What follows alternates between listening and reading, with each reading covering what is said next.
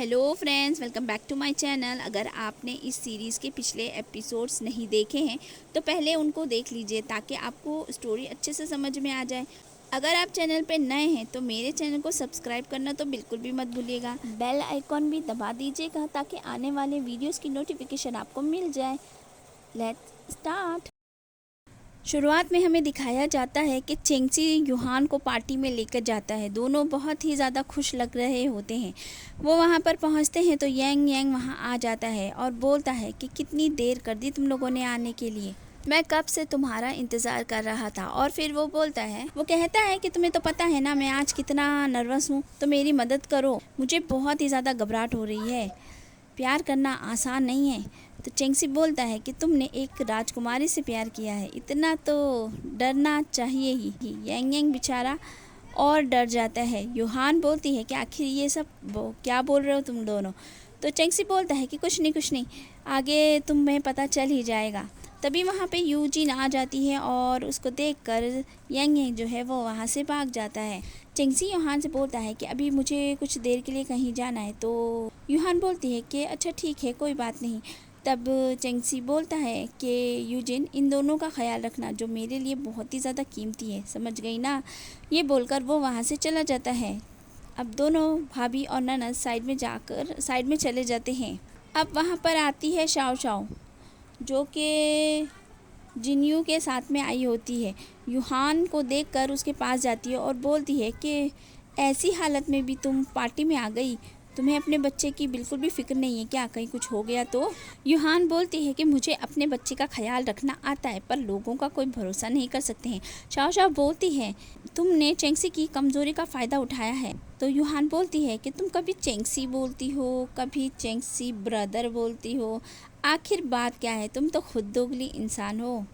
Shao Shao बोलती है कि देखो तुम्हारा एक बॉयफ्रेंड है, इससे नहीं मिलोगी। यूहान कुछ नहीं बोलती है। शाओ शाओ बोलती है कि तुम सोचती हो, लेकिन अगर तुम हमारे बीच नहीं आती तो सब कुछ ठीक होता।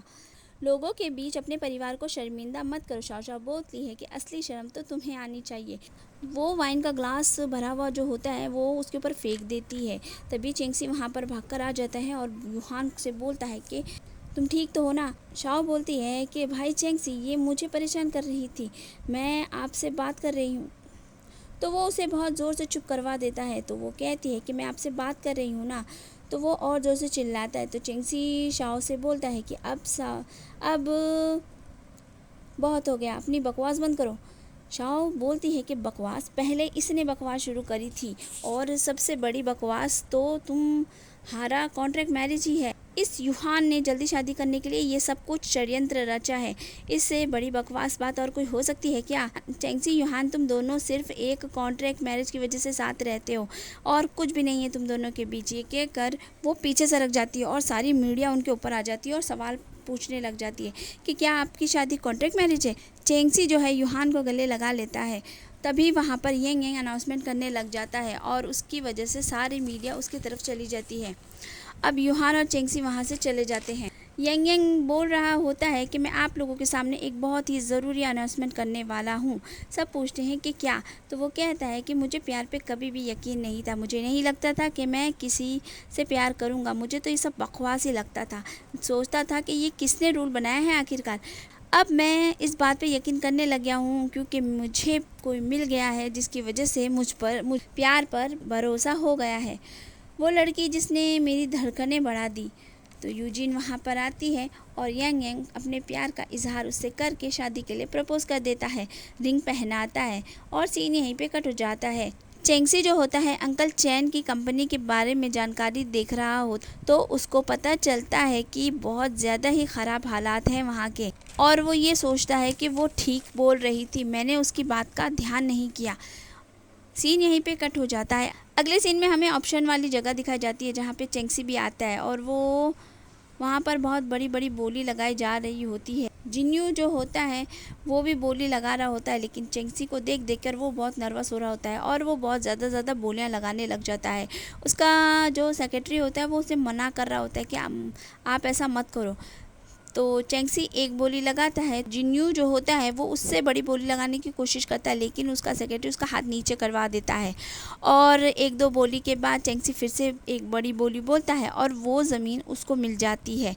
अब जिन्यू जो होता है बहुत ही ज़्यादा परेशान लग रहा होता है। वहाँ पर उसके साथ काम करने वाले लोग आते हैं और वो लोग बोलते हैं कि हमने तुम पर बहुत सारा पैसा लगा रखा है, तो तुम्हें अपना बेस्ट देना चाहिए और तुम अगर इसी तरह हालात बनाए रखोगे तो हम लोगों को भी कुछ सोचना पड़ेगा इस बारे में। जिन्यू जो होता है वो पागल हुआ जा रहा होता है। वो अपने सेक्रेटरी को चांटा लगा देता है और बोलता है कि तुमने मुझे क्यों नहीं करने दिया ये।